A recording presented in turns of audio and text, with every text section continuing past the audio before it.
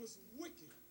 He didn't have physical horns, but he did have physical power to trick us and enslave us and to hold us in subjugation. We are a colonized people. We were burning in America. But the Holy Quran teaches us that hell is not forever. I want to know something. Am I teaching the truth? Am I teaching the truth tonight? Because if I'm not teaching the truth, then I'm not teaching the teachings of the Honorable Elijah Muhammad. Because the teachings of the Honorable Elijah Muhammad is the truth. It is the truth. It was the truth, and it shall be the truth. So I want to only teach you the truth tonight. The Honorable Elijah Muhammad was not ashamed of Master Fard Muhammad. So I looked into this. And the Honorable Elijah Muhammad explained to us that if we are not man enough to teach his teachings, then we should get out the way and let a man do it. Assalamu alaikum. Y'all brothers all right out there? Yes, sir. Okay. The next brother we got speaking is another dedicated brother to the teachings of the Most Honorable Elijah Muhammad. And he's a scientist. Yes, sir. And he's going to teach you the teachings, the true teachings of the Most Honorable Elijah Muhammad, taught by the Honorable Elijah Muhammad. And he's our beloved beloved minister on this location. Brother Minister Alif Muhammad, please accept him with a warm round of applause.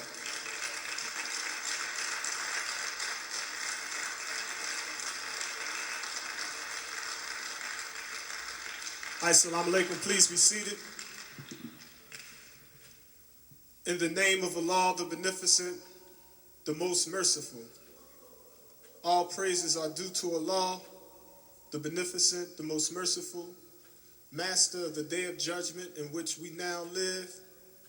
I thank Allah, and you should thank Allah too, for coming in the person of the Master Fard Muhammad, to whom royal praises are due forever. And I am truly grateful for Allah raising in our midst our first, our only, and our last messenger, the Honorable Elijah Muhammad.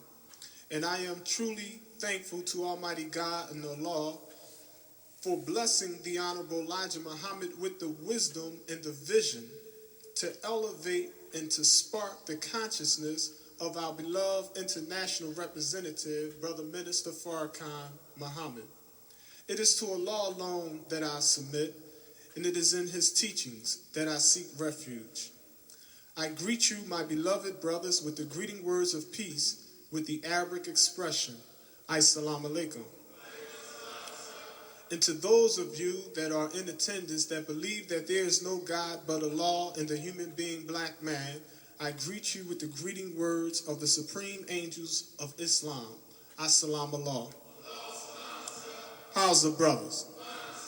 I said, how's the brothers? Who's best? Who's best?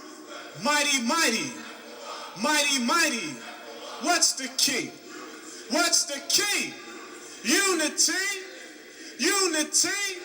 What's the key? What's the key? Who you live for? Who you live for? Who you build for? Who you kill for? Who you die for? Which Muhammad? All praise be to Allah for the Honorable Elijah Muhammad. Let's get down to business, brothers.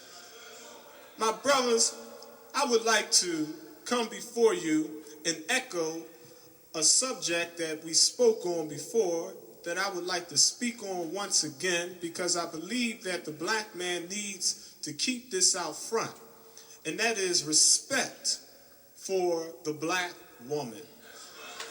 We have to keep this subject matter out front so that when we write our beloved sisters out there, our beloved mothers out there, our beloved daughters and nieces and cousins and aunts out there, we'll write them with the frame of mind of a civilized man and not an uncivilized man. Because there are two types of prisoners walking in Graterford up and down these blocks. There are those prisoners that have a white mind, and there are those prisoners that have a black mind. Now, the difference between the two prisoners is this. One prisoner believes that he should respect and have admiration for white women. Yet this same prisoner will disrespect the black woman. There are prisoners that when they are in front of Caucasian women, they are silent. They are respectful. They speak to her with courteousness in their voice. But when they are not even in the midst of a black woman, if they see a black woman on television, if they just watch her on a video, if they're sitting in the van going to court and look out the window, they want to call a sister a bitch. They want to say, look at that freak, that skeezer. Now, the black man that has knowledge of himself, the Honorable Elijah Muhammad tells us to look at the garden, to analyze the garden. And he pointed out to us that when the farmer goes out and turns over the soil, and he plants that good seed into that soil, and he waters that soil and that seed in due season, and the sun's rays strike that soil and germinate the seed that's in that soil, and it brings forth the crop or the produce. We as gardeners will go out to make sure that there's no boll weevils up underneath the roots. We'll look up under the leaf to see if there's any ladybugs under there chewing on the leaves. We want to make sure that there's no types of locusts or grasshoppers out there trying to destroy our beautiful crop. We will kill that insect. When we kill that insect, we'll step on that bug. We'll step on a pest that would destroy our crop. So the Honorable Elijah Muhammad, being all wise, right, black, and exact, he wants us to look at this analogy and see that we should have the same determination to protect and respect the black woman. He explained to us that the white man will never respect us until we first learn to respect the black woman. That the yellow man, even the brown man and the red man, not even your own black brother will respect you if you don't respect the black woman. So we have to take this thought in mind today. We have to get more serious in our ability to respect the black woman. We say the black woman because the black woman has to have a black mind. See, no man is going to respect a woman that doesn't respect herself. In order for a woman to be respected, she must have self-respect. So when the woman comes into the institution and she has self-respect, we would be forced to respect her. As a civilized man, if she didn't have respect for herself, we would at least try to teach her to respect herself. But if she didn't want to hear it, then we'll say, well, let us separate ourselves from this particular woman. Because if she's a savage to the degree that she don't even want to try to do right, then she's an enemy to the rise of the black nation. So the black woman, in order for her to be respected, she must be self-respectful. A father. We always point out the fathers. A father, or Abu, basically means one that is not just a provider in the economical sense. See, a lot of people think that when we say men are the maintainers of women, it's in the scriptures, but it don't mean that you have to have some pieces of paper with the white man's picture on it to provide for your woman. No, that's not money. That's not wealth. See, that's just a piece of paper. That's a promissory note. That's an IOU from a dying government. But to provide for a woman, to maintain a woman, you have to give her spiritual riches. You can have all the narcotics in the city. 20 cars out there. Big homes, speedboats, fur coats, diamonds and jewels. But your woman will not respect you because you can't purchase love. Many of us don't understand what love is. We think that love is an emotion. But the Honorable Elijah Muhammad pointed out to us that love is not an emotion. See, love is not one of the emotions such as happiness and joy. See, all of those emotions will make you feel as though that's love. No, they're part of love. Love, properly defined, is much richer than a mere emotion. We can say we love all types of things. We can say, well, I love garlic. Oh, well, I love watching television. I love the color red. I love females. What type of females? See?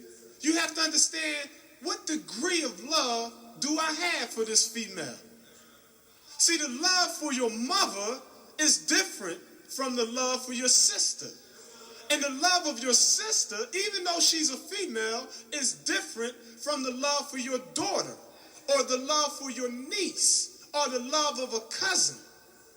The love of your wife is different from the love of Allah. There is no love greater than the love of Allah. Your wife should not be taught to love you as she loves Allah. No, let her love Allah. Let Allah be the number one center of light in her life. Then you say, okay, after Allah, then I could come in there.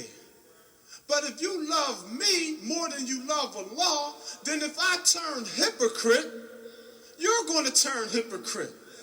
Because you're worshiping an idol God. You're worshiping a servant of the Most High. I'm not the best knower. I'm praying to the best knower.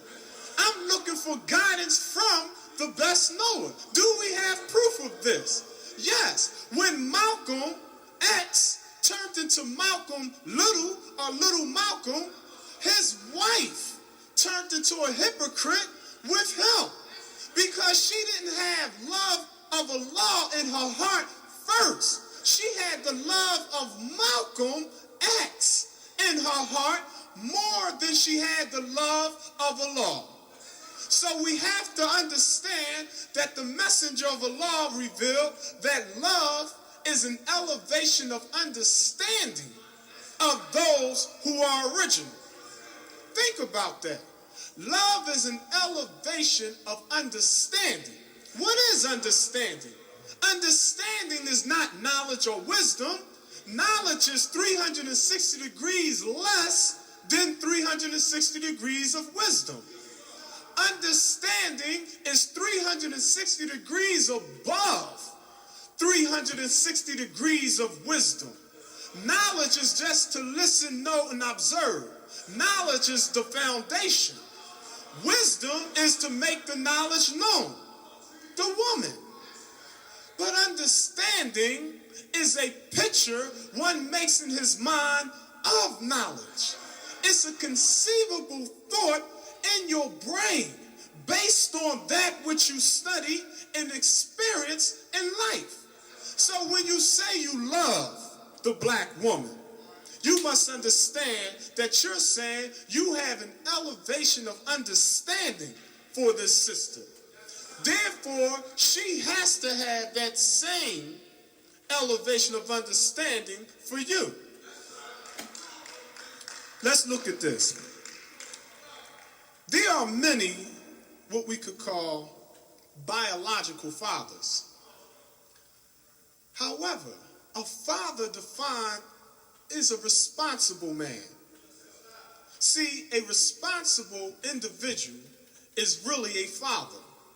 See, your mother can be your father. See, if the male figure walks out the door and leaves the children behind, he's not your father. Because that's not a responsible act. See, a father's a responsible individual. He can be a male or female. This is why we look at God as being our father, because he's responsible for our existence. So when you see a child, you have to say, I'm responsible for that child. So you have to know that as a responsible man, you have to take it upon yourself to protect every child on the face of the planet Earth, to provide for every child on this planet that we call Earth. How can we be responsible walking on the earth with a $30,000 watch on our hand, with a $100,000 car in front of our $4 million house, and yet there's children with their bellies swollen with hunger, and say we're responsible, and say we're poor righteous teachers? How can we say that we are fathers, that we are responsible, dignified, civilized, righteous men of God, knowing that black women are in the streets of America, they're sleeping in shelters, they're strung out on crack, they're in dope houses, and say that we're responsible men? We know that that is. Why would we shut our eyes to that? Why would we close our ears to that? Why would we tie our tongue in a knot to that, knowing that the black woman is suffering in the hells of North America, and yet say we're responsible men? That's not a father. That's a mystery God. Because when she calls on that type of man, that man will not answer her prayer. There is no God for the black woman besides the black man. The black man must understand that he has to provide for the black woman. He must nurture the black child. We are written in scriptures as being angels of the Most High God. There are all types of angels. There are angels of healing, and there are angels of killing. There are angels that teach, and there are angels that don't even try to teach. There's all types of angels. But all the angels have to be responsible. Everything that happens in our community, we're responsible for. We can't sit down and say, oh, the white man, the devil, that's why it's going on. Well, what about the black man? What about the greater portion of the equation? If we say that on the left, we have the devil, but on the right, we have God, is not God stronger than the devil? Is not God wiser than the devil? You mean to tell me, you great, big, powerful black man, that you could go out there and lift up all those weights in the yard, but you can't lift up the black woman and the black child from the muck and mire of this society? Come on, black man. Let's be more responsible. We're going to tell you the truth today. We want you to know the truth. That's all we're going to do, is just tell you the truth. Are y'all willing to accept the truth? Now, if we accept the truth, we have to be willing to live that truth. See, sometimes we get a little hasty because the devil was made in haste. But Allah was slow in producing himself. See, Allah took 6 trillion years to bring himself out of darkness into light. He had to go to war with the darkness. But the white man was just made in 600 years. He was made in haste. So he reaches hasty conclusions. He makes snap judgments. His determinations are based on expediency. But the black man has to think 5 times before he speaks. He ponders his movements. He plans his work before he works his plan. So if we are going to help our communities, if we are going to be responsible fathers to the black woman and the black child, we have to come out of the European mentality. We have to get out of that colonized, slaverized mentality. We have to stop allowing the white man to define what a father is to us. We can't look at each other and say, well, that's his daughter, or that's his son. No, that's our daughter. That's our son. How's the brother going to be sitting in here and we're out there and we're not going to bring his baby up here to visit him. And we say we love our brother. We want for our brothers that which we want for ourselves. We say that we'll do this for our brother. But every time we make parole, every time we max out, every time we slip out the devil's grip just a little bit, and we get outside, we forget all about the brothers that's inside. We forget that these brothers are in here suffering. We say that we're willing to help our brother, but we're not willing to take a stand for our brother. We're supposed to be his legs in the street. We're supposed to be his hands in the street. We're supposed to be his mouthpiece in the street. We should be his eyes and his ears out there in the street. If his mother got a problem, that's our mother. Our mother got a problem. If his daughter got a problem, that's our daughter. Our daughter got a problem. If we look at this and understand what we can do if we start organizing ourselves, start civilizing ourselves, because no one is going to come in here and civilize us, but if we take and do it ourselves, we can network this thing where our families will become more stronger than they presently are. But we have to be responsible. We have to look at one another with a different type of view. We have to see pure love in one another. We can't be behind the door biting our brother's back out and then come into public and tell the same person that we is just slandering, Assalamu alaikum, brother. That's the devil's mentality. See, that's what keeps us in the muck and mire of this world's life.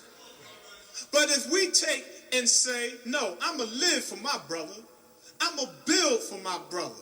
If necessary, I'll kill and I'll die for my brother. Then you'll see a change take place. Then you'll see the black woman start changing. The Honorable Elijah Muhammad teaches us that whenever two nations go to war and one nation is destroyed by the enemy nation, then the spoils of the war or the booty or the luxuries that come from the war is not only the gold and the silver and the cattle and the land and the homes, but it's also the women and the children. The people that wins the war usually rape the women. They may not physically rape them, but they'll mentally rape them. And then mentally raping the women will bow to that will. Because women by nature lean towards strength. And if they see that their man is in subjugation to another man, they're going to submit to the strong man.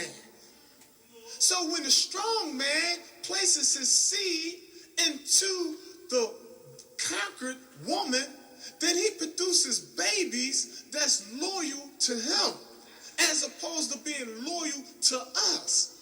He produces children that takes on his characteristics. He produces a nation of criminals. They pattern themselves after the conqueror. And this is how we were produced. We are the offspring of slaves.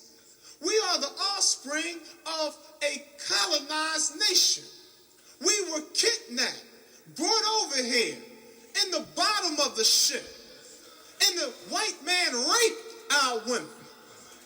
He hung our black fathers. He drowned them in the rivers and the lakes and in the streams. He would take a whip and rip the flesh off of our bodies. If we struck him back, he would cut off our hands. If we tried to run, he would cut off our feet. If we looked at his woman, he would take our eyes out. If we talked back, he would cut out our tongues. This is what he did to us for 310 years in the hells of North America. And here we are today, totally blind, deaf, and dumb, walking in the hells of North America, driving the white man's Jeeps, driving a white man's Mercedes-Benz, driving a white man's Lexus, got on a white man's gold. We're walking around with the white man's guns, carrying the white man's drugs to one another, killing each other in the name of good. We can't work for the devil in the name of a law. We can't be predators of our own people. We cannot solve the problem by becoming part of the problem and say that we are fathers, say that we are responsible black men. In order to be a man, you must think like God. God is a righteous man. God is not a wicked man. The devil is a wicked man. Everything we see on the planet, it didn't come from outer space. There was no God that came from Mars. There was no God that jumped down from Jupiter. All the wickedness on this planet happened because of men. It was wicked men that caused slavery. It was evil men that built these prisons. It was evil men that built instruments of crime. Since men started evil, chaos, corruption, and confusion, then it will be righteous men to build the kingdom of Allah. It will take righteous men, organized, disciplined, dignified, committed black men in particular to rebuild the infrastructure of the black community. Now, the Honorable Elijah Muhammad teaches us that the black woman is other than her own self. She's a problem, a serious problem, if she don't have the knowledge of herself. Because without the knowledge of herself, she's going to fit into the psychology of the slave master's desire. The slave master is doing things intentional. He's intentionally putting us in prison. He's intentionally turning us out with the drugs. This is not an accident. AIDS is not an accident. There's all types of chemicals in the food to make us overly sexually active. It's a science that he's intentionally doing this.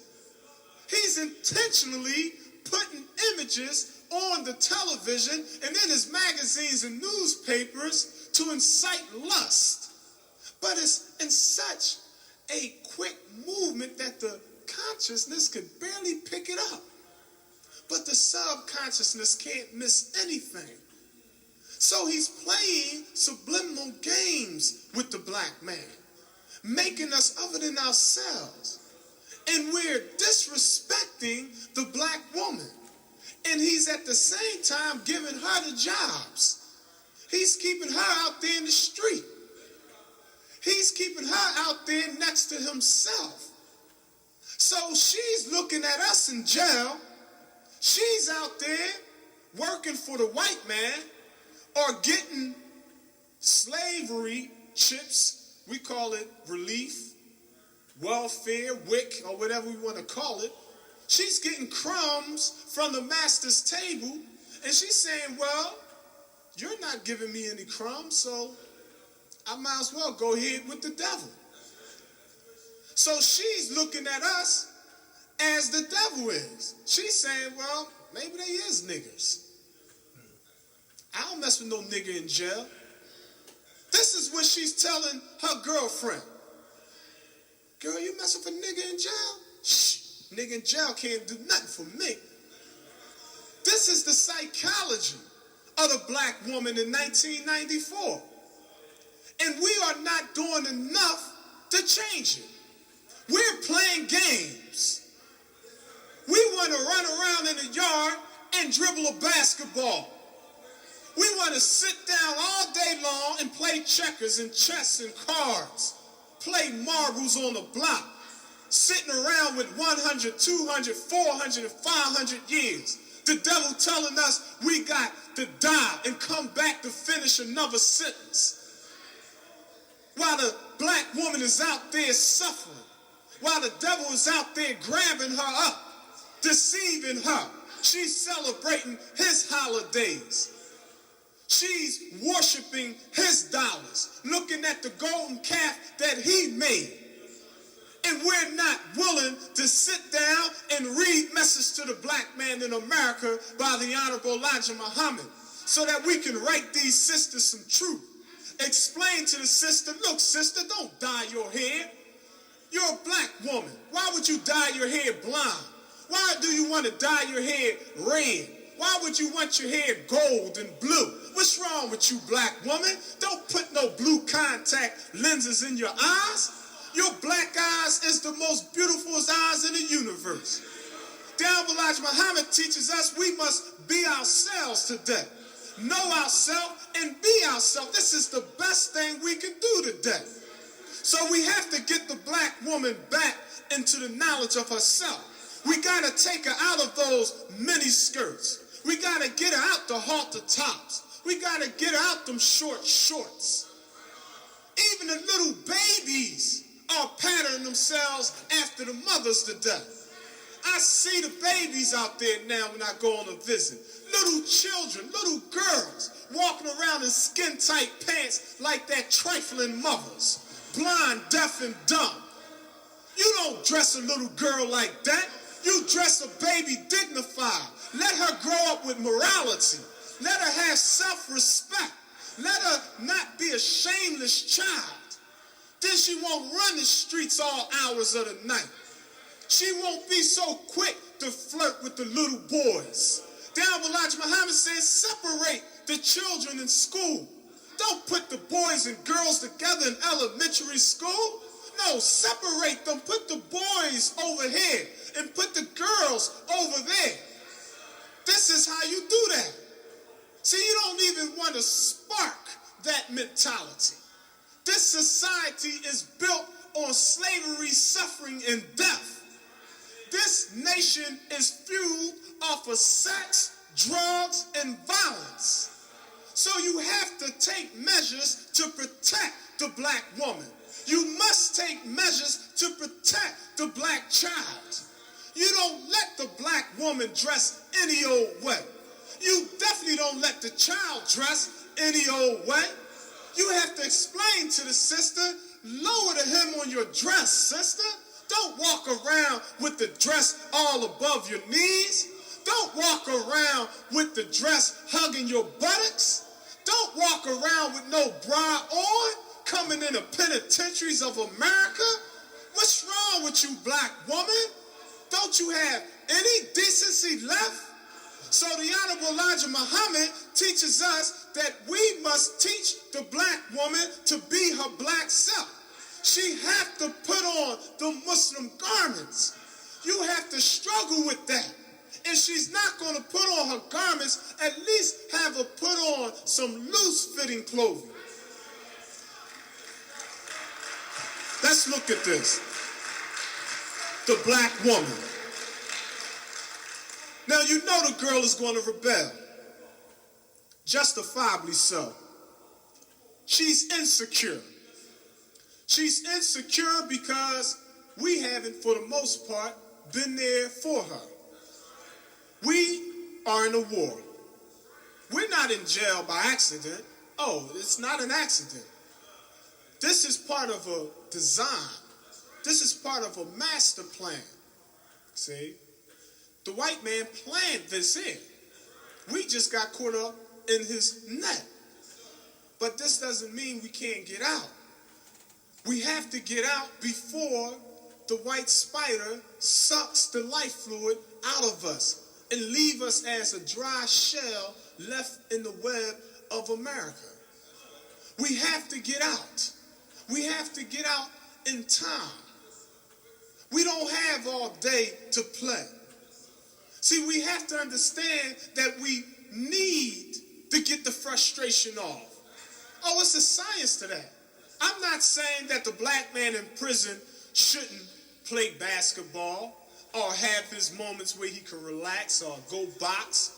No, the white man all over the world understands that. In every white community, there's a difference in the black community. See, in the black community, the black children just be outside. And they're out there eating them Twinkies and drinking that soda pop and eating that fast food, and something's happening to them. The girl's breasts are expanding prematurely. Their menstrual cycles are starting while they're still in diapers. Little boys, not even teenagers yet, got gray hair because of the food they're out there eating. And we don't understand the chemicals that take place in our bodies. We don't understand how the brain secretes various chemicals. But the white man understands that. He understands what happens when adrenaline builds up in your muscles. So he starts little leagues for his children. He got baseball teams for them. He got little hockey teams for them. See, he got little basketball teams for them. They got the YMCA. They got POW and all these other little organizations so that they can vent that type of energy. But the black man is too poor. Some of us go down and put up a crate and play a little basketball like that. Some of us may go to the schoolyard or to the playground, but it's so much violence there we may not want to go. But we have to get the frustration off. In the Nation of Islam, we go to FY class. See, this is why we constantly train and condition ourselves. See, as civilized men, just as a mentally dead would have to dribble a basketball and all that, see, in the Nation of Islam, we can exercise together. We could go running together. We could do our crunches together. We can do our leg straddles together. We can sit down with our lesson partners and go over lessons together. And this is how we balance ourselves out with diet and prayer. But without discipline, we're going to be tools for the devil. The black woman is symbolized as the earth. See, in our flag, you see the sun, you see the moon, and you see the star. The sun represents the black man. The moon represents the black woman without the knowledge of herself. See, it don't represent the MGT. It represents the 85% uncivilized woman, the mentally dead woman, the woman that's a poison animal eater, the woman that's a slave from mental death and ignorance, a sister that don't know who she is, so you know she don't know who you are. So we have a moon up there and we have a star. Spiritually, the star represents the believers in Islam, the justifiers. They bear witness to the light of the sun. And the moon spiritually represents the messenger of God. So spiritually we have Master Fard Muhammad as the sun, the Honorable Elijah Muhammad as the moon, and we have a star as the FOI and the MGTs. However, it also symbolizes the black family because the moon was blasted away from the earth 66 trillion years ago, according to the wisdom of Messenger Elijah Muhammad. The black woman is called the earth because the earth gives life. See, the earth is that source that we call the mother. She's the one that we call Mother Nature. Many men wrote into the scriptures, and they have you thinking that Eve bit the apple. But if you read the scriptures, it don't say nothing about no apples. Ain't no oranges in there. Where it come from? Hollywood, the white man. This is to make us think that all of the sins is because of women. Delilah shaved Samson. That Bathsheba deceived David. That the women caused Solomon to lose his throne. It was the whore of Babylon. That women cannot be angels of the law. See, all of this misunderstanding, misapplication, mistranslation has to be reevaluated under the wisdom of the Honorable Elijah Muhammad. The Honorable Elijah Muhammad teaches us that the black woman is the law of God's most prized possession. She is our first nurse. She is our first teacher. The first sound that we heard was her heart beating 72 times a minute. The black woman.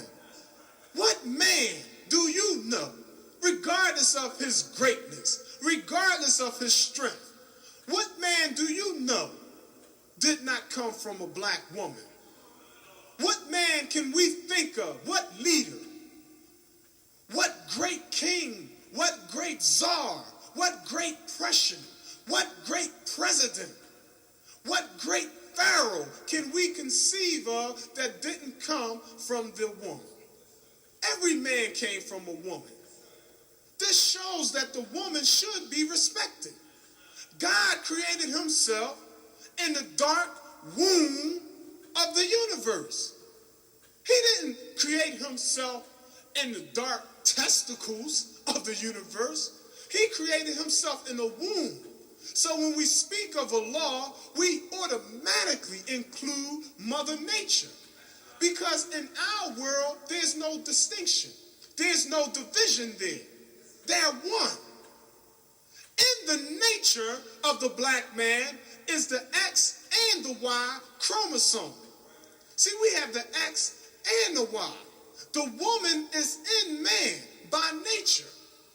The same hormone that's in man is in woman, and the same hormones that's in women are in men. But in women, it's dominant. And in men, our, you could say, dominant gene is dominant. Inside of us, our genes are so strong that if you took a black man and a Chinese woman, or a Latino woman, or an Indian woman, or any woman on the planet, even a white woman, and his dominant gene was to go into her gene, the child would show forth the blackness of the black man. Because the black man is the strongest man on the face of this planet. So if you have a woman that's a Caucasian, and she has sex with a black man, then the baby that's born is considered a black baby. If a white man that's white as snow have sex with a black woman, that child would be considered black. Because the white man's gene is not dominant, it's recessive. It's weaker than the original man's gene. So, when we look at the black man, we see in him that he produces 16 different shades of color. 4 shades of black, 4 shades of brown, 4 shades of yellow, and 4 shades of red. The Honorable Elijah Muhammad revealed that the root of the black man is blackness. But out of the root comes brothers as dark as this brother, brothers as light as this brother. But they're all black men. We produce 16 different shades of color. So we can't say, I'm brown, I'm teased and tan, I'm a red bone, I'm high yellow, my name is Reds. That's not your name. That's the devil's name. You are a black man. In your essence, at your very root, is nothing but blackness. And in our blackness, there's oneness. All of these different textures of hair. The messenger explained to us at one time, all of us had hair that was like fine silk. It was just like Master Fard Muhammad's hair. Silky and oily.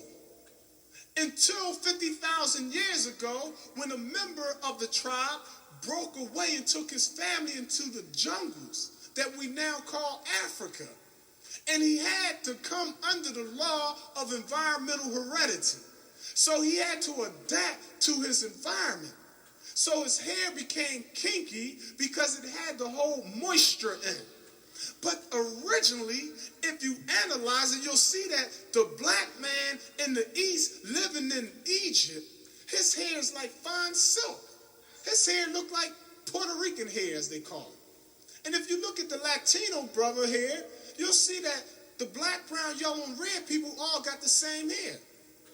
If you look at an Eskimo hair, his hair look just like the Indian hair. The Indian hair look like the Australian hair. The Australian man's hair look like the Chinese people's hair. Chinese people's hair look like the Japanese people's hair. All of our hair was just like that. In fact, if you have an afro and was to cut it down and just brush it, it'll turn right back into fine silk. It'll wave right back up. No jerry curls needed.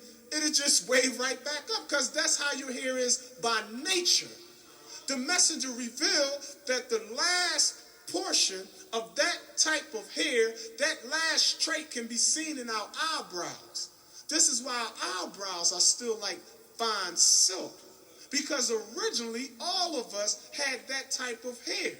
So we have to understand that we can't say this person has good hair and this person has bad hair. That's a trick. All of us are the same. In the man is the same nature that's in a woman. But the messenger revealed that men are 70% masculine and 30% feminine. And women are 70% feminine and 30% masculine. And men are 30% emotional but 70% rational. And women, by nature, are 70% emotional but 30% rational. I just seen the devil bear witness to this just 2 nights ago on Discovery. They was explaining, they took some babies, male and females, and sat them into a booth with some images on the screen and tied the string to the children's wrist. And every time the baby would pull a string, the images would change. Then they would sneak and turn the machine off without the child knowing it, just 6 weeks old. And the babies, the males would pull it, and the images would change. Then when they turned the machine off, he pulled it, and ain't nothing happened. So he pulled it and pulled it and pulled it and pulled it and pulled it and pulled it, and it wouldn't come back on. But the little girls, they would pull it, and the image would change, and then they snuck and turned the machine off, and they would pull it, and it wouldn't come on, and they immediately start crying. Because by nature, they respond to situations emotionally. This is how they found this out, just through little babies. But the messenger taught this for over 60 years. So here is a man teaching us high sciences that the devil was just learning about in 1994. We have to understand that the black woman should not consider the devil the best advisor on how to raise children. The devil is not even the best advisor on how to give birth to a child. See, when we give birth to a child, actually, we're giving birth to a law. See, you have to understand God. See, when God procreates, he reproduces himself. He produces a child in his image, after his likeness. There's not a mystery God to produce a child. It's the essence of man that produces children. Mary does not get pregnant by an unseen sperm cell that came down out the clouds. She got pregnant by a black man. We call him Joseph. Originally his name was Yusuf. Yusuf got her pregnant. This is how she got pregnant, by a man. The Quran says that he was a well-made man, a righteous man, but he was a man, a human being, in person, not a spook nor a spirit. That's tricknology. It's actual science there, but it's some fantasy mixed up with it. So the Honorable Elijah Muhammad teaches us that the children should be raised up properly. We don't let the devil take our babies out the womb and turn them upside down and smack fear into that tender black child. That's what Yaqub taught them to do, to put fear in us since we were little boys. And to this day, we don't know why we fear the white man. It's because he's the one that brought you into pain. You don't have to smack a child to find out if that baby is alive. Ain't no other creature smack the baby, beat the baby all up. That smack is so loud you can hear it. So you know to the child it's like getting hit with a baseball bat. You could do permanent damage to a child, turning it upside down and smacking fear into that child. So when you had the knowledge of yourself, if your woman is pregnant, let her know, oh, baby, look, don't let that white man smack my baby. If he want to check to see if my baby, tell him to check the heart like he always checked the heart. Tell him to shine a light in the baby's eyes. Wiggle his finger. Don't be turning the baby upside down, beating my child like it's some little slave. See? It's a science to that. It's easier for a woman to have a child when she's in water as opposed to being up in that cold operating room. They supposed to be sitting down in water. That's at room temperature. That baby will come out of water. That baby is in a womb in water. That baby is not in a dry womb. That baby is in water. There's a secretion that comes out of the baby at birth. See, the baby's chambers of his heart. See, we got 4 chambers to our heart, but a newborn baby heart is not complete. The skull is not connected yet. That child by nature is designed to be born in water. All life comes from water. Everything we consider life has water in it, hydrogen and oxygen. So when a child is born in water, you'll see that the child has some type of grease all on it. It's something that you can see that you can't see when a child is born in a regular operating room. It's easier for a woman when she has that child inside the water. It's a science thing. But we can't let the Caucasian raise up our babies. We can't let them teach her to lie to babies, to tell the baby, Jack be nimble, Jack be quick, Jack jumped over a candlestick, Georgie Porgy pudding pie kissed the girls, Little Bo Peep, all this nonsense. Now we have to teach the children the truth. We have to teach them the truth now. Right now, there are billions of babies in you, by nature, in the essence of you. But you have to think the right thoughts to affect the sperm cells in your body. You don't think the white man know that?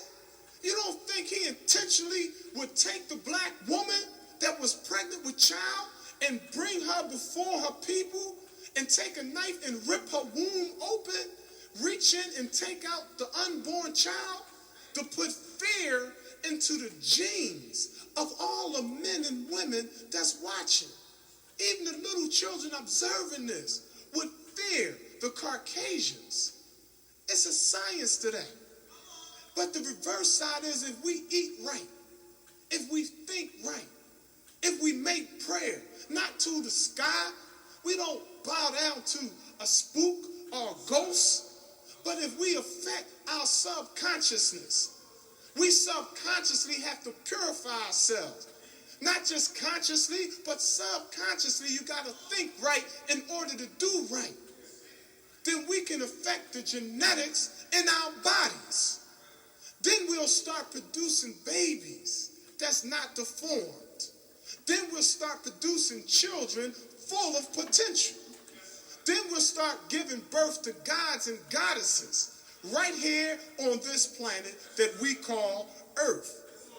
So don't let the white man teach her to lie to the children. Her nature teaches her that her word should be bond and her bond should be her life. See, she can't lie. See, a goddess cannot lie because God can't lie. All you got to do is try it. No righteous man can lie. It's impossible.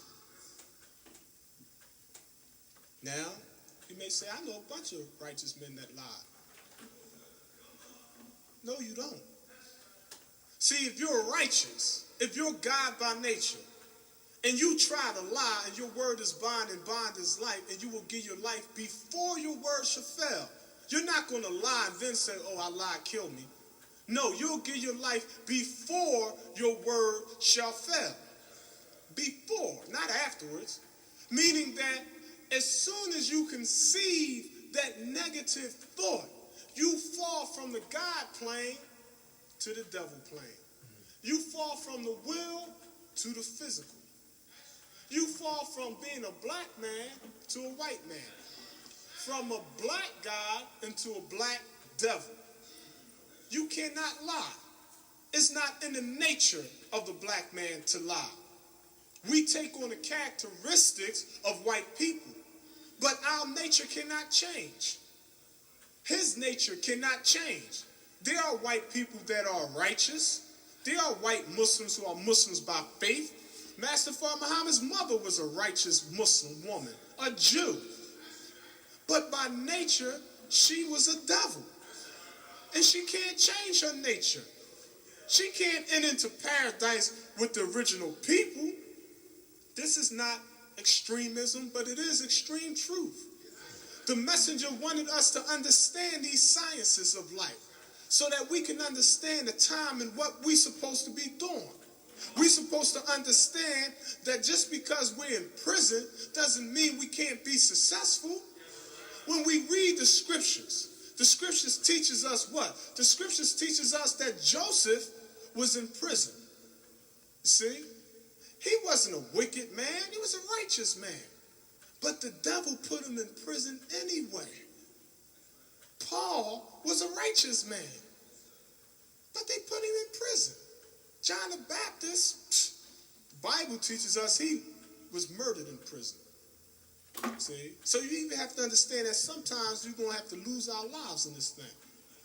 There's no guarantee you're going home. I'm telling you. I done seen it happen.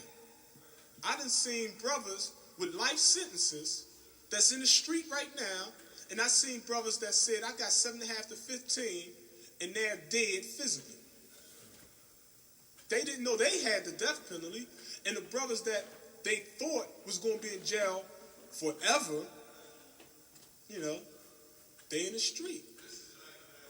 The black woman, by nature, is 7 mind dimensions advanced, meaning that she's a step ahead of us in maturity.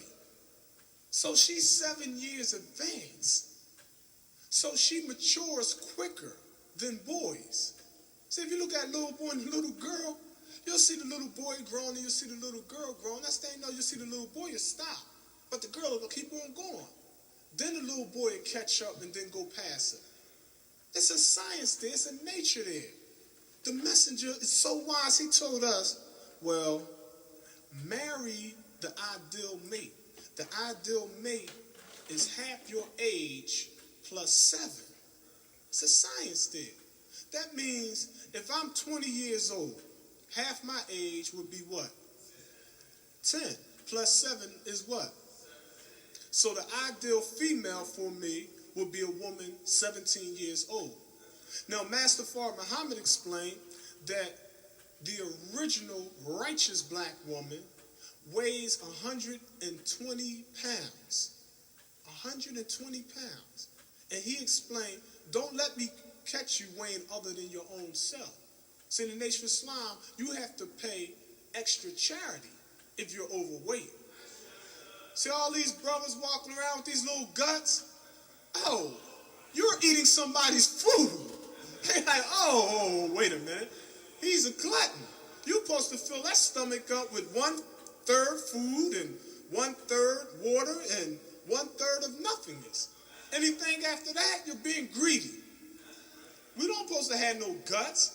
We don't supposed to have to do sit-ups to get a gut off. We don't supposed to have to fast to get rid of a gut. We don't supposed to never get no gut. The original man, the messenger, revealed that Allah said that the black man by nature stood 6 feet 1 inch and weighed 150 pounds. Now we know from mixing with all the different tribes, we have women that would never weigh 120 pounds. They over 120 pounds when they 15 years old. And they're not fat. It's just by nature they're big women. Because we experimented with ourselves. So we produce giants, we produce midgets, we produce beefy people, skinny people, fat people. We produced all types types of people. That was an experiment amongst the original people. Now the Caucasians say that they are the civilized people.